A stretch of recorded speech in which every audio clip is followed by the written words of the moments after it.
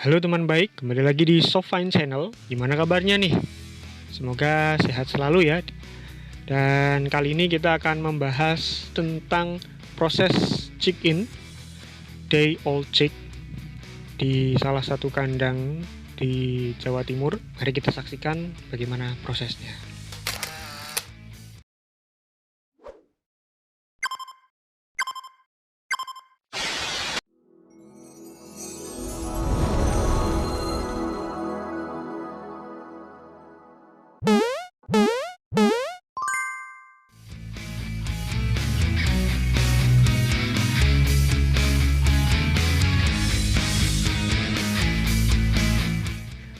Ini adalah salah satu tahap persiapan di mana alas untuk brooding sudah digelar dan heater sudah diposisikan sesuai titiknya masing-masing. Dalam satu broodingan terdapat 3 skap. Nah, dari 3 skap tersebut terdapat 3 heater. Satu lantai berisi kurang lebih sekitar 30.000 ekor. Kemudian setelah penggelaran alas, tidak lupa kita juga harus mengecek nipple, di mana air setelah flushing pertama, setelah pembersihan kandang, kita harus cek lagi dari bau, kemudian moisture atau bentuknya, rasanya lengket atau tidak, encer atau tidak. Kemudian ya ketika sudah pengecekan nipple, kita juga memastikan ketinggiannya, kita adjust supaya ayam bisa minum dengan cukup. Dan kemudian kita posisikan air dari sumber menuju selang regulator harus terbuka. Dan kita cek juga bola di regulator itu sudah ada di posisi yang semestinya dengan ukuran yang sesuai, supaya tekanan air di dalam nipple itu tidak terlalu kencang dan tidak terlalu lambat. Nah, dengan bentuk regulator seperti itu, kita adjust atau kita setting di bagian bawah tersebut.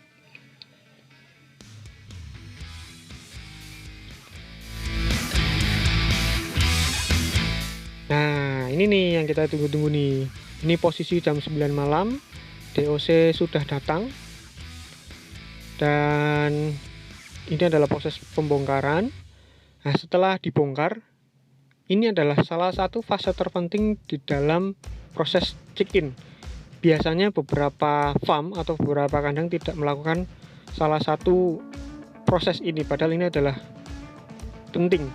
Ketika DOC datang, ketika turun dari mobil box, seharusnya beberapa sampling atau kita biasanya menghitungnya 10% dari total DOC yang datang. Boxnya kita timbang semua bersama DOC-nya sebelum masuk ke kandang. 45 54. Setelah masuk ke kandang, setelah dibagi rata, kemudian kita sampling beberapa box untuk kita timbang masing-masing boxnya. Untuk kita timbang DOC-nya di beberapa box tersebut satu persatu. Tujuannya apa? Tujuannya adalah untuk mendapatkan nilai uniformity dalam satu kali chick-in. Nah, nilai uniformity yang baik itu ya seperti apa ya Mas ya? Nilai uniformity yang baik adalah nilai di atas 70%. Ketika nilai uniformity di bawah 70%, maka bisa dikatakan DOC tersebut kurang baik. Fluktuasi dari bobot terendah hingga bobot tertinggi sangat kurang sekali. Nah, di kandang ini kita mendapatkan data uniformity sebesar 84% dengan range terendah 37 gram dan range tertinggi adalah 59 gram per DOC. Setelah sampling selesai, kemudian kita buka keseluruhan box yang sudah turun tadi. Dan ketika ayam sudah turun, sebaiknya tersedia juga pakan di atas kertas supaya ayam dapat mencapai bobot badan yang optimal di awal kedatangan.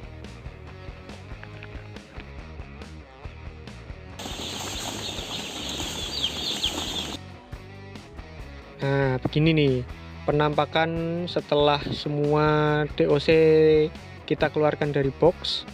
Setelah itu box harus segera dibawa ke depan supaya dibersihkan oleh ABK, dan kali ini kita juga harus memastikan setelah DOC keluar dari box semuanya bisa bergerak aktif, kemudian bisa makan dan minum sesuai kebutuhannya masing-masing.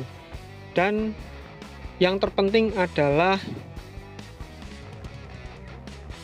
panas di kandang sudah sangat optimal sesuai dengan suhu yang kita butuhkan, mau 33 derajat, 34 derajat, bahkan 36 derajat. Yang penting sudah kita setting sedemikian rupa menyesuaikan dengan potensi genetik masing-masing strain.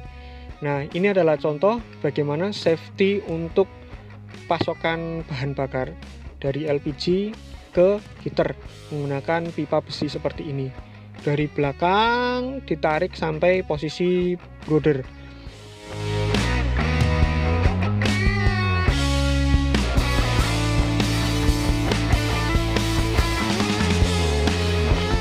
Ini adalah penampakan LPG dari satu lantai 3 heater, mempunyai kapasitas 6 LPG ukuran 50 kilo. Nah, ini bisa irit sekali pemakaiannya.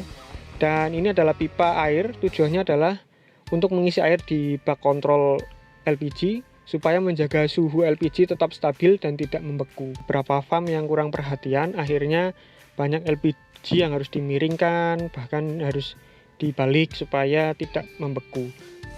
Di 12 jam pertama setelah check-in, kita cek isi dari cropnya DOC apakah full pakan atau full air. Nah, di sini juga kita bisa melihat selama 12 jam kita evaluasi apakah terlalu panas atau terlalu dingin, atau ayamnya memang butuh dibangunkan setiap saat. Biasanya ketika 12 jam pertama ayam yang benar-benar makan, cropnya akan terisi penuh, dan kebanyakan yang sudah penuh akan jalan-jalan, lari-lari, bermain-main, bahkan ada yang tidur juga.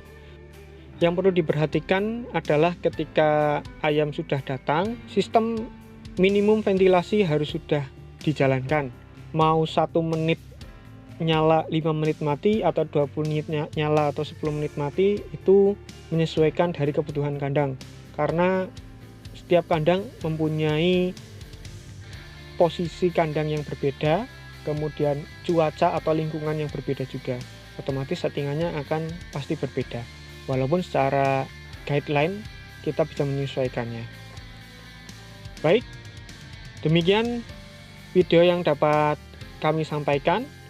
Apabila teman baik membutuhkan bantuan dari kami, silakan menghubungi kontak yang ada di dalam video. Jangan lupa like, ingat subscribe, dan juga komen ya guys. Terima kasih teman baik. Sampai jumpa di video kami selanjutnya. Bye.